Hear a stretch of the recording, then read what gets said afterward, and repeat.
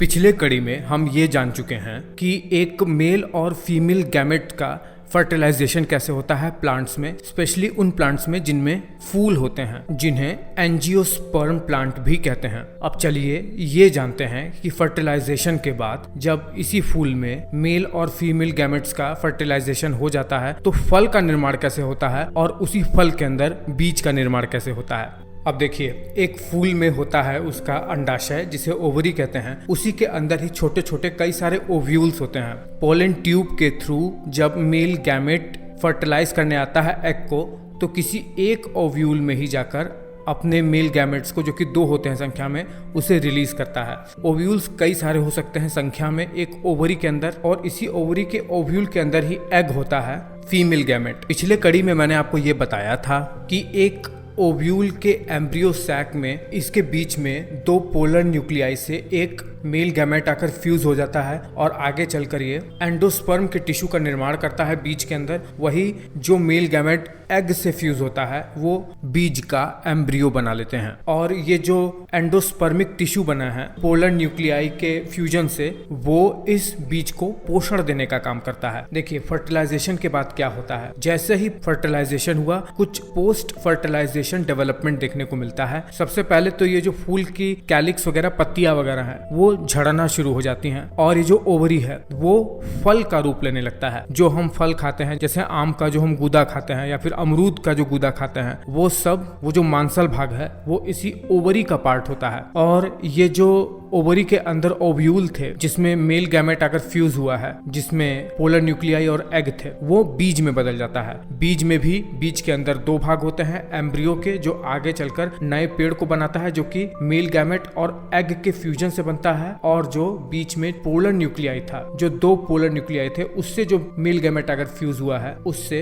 Endospermic tissue बनता है, जो बीज के अंदर एम्ब्रियो को पोषण देने का काम करता है। अब देखिए, एक एक करके सबके बारे में जानते हैं। देखिए, जैसे ही पोलर न्यूक्लियाई से मेल गैमेट फ्यूज हुआ, उसमें कुछ डेवलपमेंट देखने को मिलता है। इसमें 3 फेज में डेवलपमेंट होता है। एक होता है न्यूक्लियर एंडोस्पर्मिक डेवलपमेंट, जिसमें कई सारे छोटे छोटे फ्री न्यूक्लियस डिवाइड होकर बन जाते हैं। उसके तुरंत बाद सेल्यूलर एंडोस्पर्मिक डेवलपमेंट देखने को मिलता है, जब इसके तुरंत बाद ही इसमें साइटोप्लाज्म का डिवीजन होने लगता है। और उसके बाद एक इंटरमीडिएटरी डेवलपमेंट, जिसे कहते हैं हेलोबियल एंडोस्पर्मिक डेवलपमेंट, वो देखने को मिलता है, जिसमें ये जो टिश्यू बना है पोलर न्यूक्लियाई और मेल गैमेट के फ्यूजन से, उसमें 2 चैम्बर बन जाते हैं। एक चैम्बर बनता है माइक्रोपाइलर एंड पर और एक बनता है चैलेजल एंड पर। और फिर यही धीरे धीरे ये टिश्यू एंडोस्पर्मिक टिश्यू का रूप ले लेती है, जिसमें बहुत सारा न्यूट्रिएंट्स स्टोर रहता है, जो कि आगे चलकर एम्ब्रियो को लगातार पोषण देता रहता है।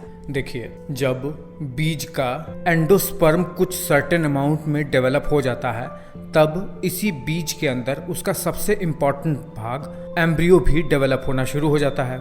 देखिए क्या होता है। सबसे पहले एम्ब्रियो का एक सस्पेंसर डेवलप होता है, जिससे लटका हुआ उसका सबसे इम्पोर्टेंट भाग एम्ब्रियो का प्रो एम्ब्रियो डेवलप हो जाता है।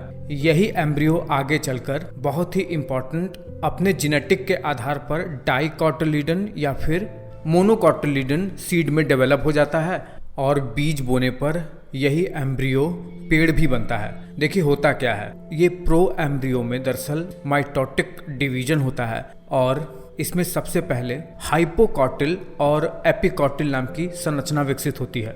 एपिकॉटिल आगे जाकर, अगर डाइकोटिलीडन सीड है तो 2 भागों में आगे जाके स्प्लिट हो जाता है, और यही डाइकोटिलीडन, मतलब जो बीज के जो लीव्स होते हैं कॉटिलीडन, वो डेवलप करता है।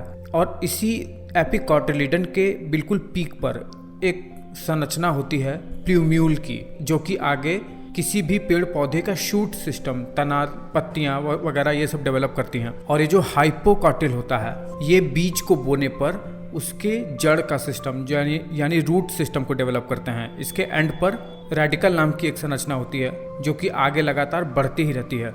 यही वो रूट सिस्टम बनाती है पेड़ पौधे में। देखिए, हमने ये जान लिया है कि बीज के अंदर उसका जो एंडोस्पर्म होता है, जो बीज को पोषण देता है, यानी एम्ब्रियो को जो पोषण देता है, और एम्ब्रियो का निर्माण कैसे होता है ये हमने जान लिया है। बीज के अंदर यही 2 इंपॉर्टेंट होते हैं, और बीज के ऊपर का जो आवरण होता है, ये जो ओव्यूल के बाहर जो इंटेग्यूमेंट होता है, जो स्किन होती है, वही बीज का आवरण बन जाता है। तो हम ये जान गए हैं कि बीज का निर्माण कैसे होता है।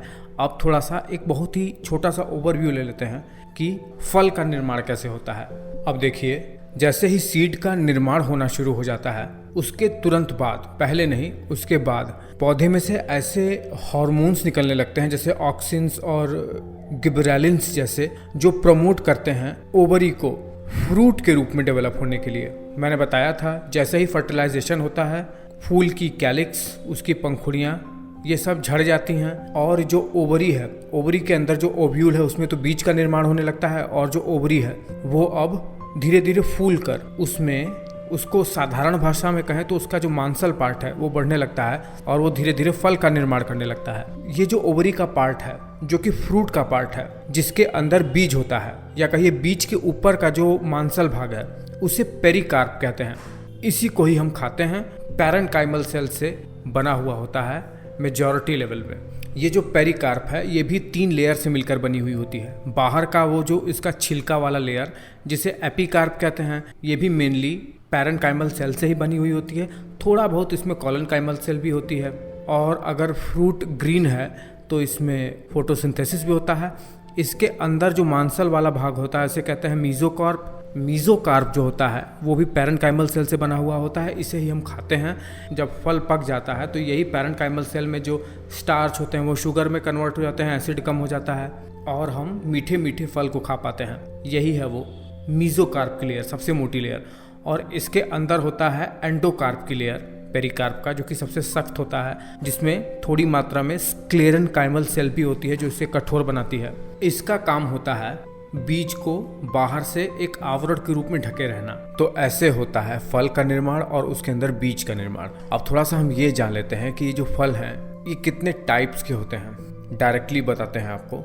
वो फल जिसमें जो फल का निर्माण है वो ओवरीज के थ्रू होता है, मतलब ओवरीज से होता है, उसे ट्रू फ्रूट कहते हैं। और वो फ्रूट जिसमें फल का निर्माण ओवरी से नहीं होता है बल्कि ओवरी के नीचे थैलेमस वगैरह इनसे हो जाता है, उसे फॉल्स फ्रूट कहते हैं। फॉल्स फ्रूट का सबसे अच्छा उदाहरण है सेब, जो कि ओवरी से नहीं बल्कि थैलेमस सेब के रूप में डेवलप होता है। वही ट्रू फ्रूट का सबसे अच्छा उदाहरण है मैंगो, क्योंकि ये ओवरी से ही डेवलप होता है। और एक तीसरे प्रकार का फ्रूट होता है पार्थेनोकार्पी फ्रूट। इसमें क्या होता है, ओवरी जो है बिना फर्टिलाइजेशन के ही फ्रूट में डेवलप हो जाता है।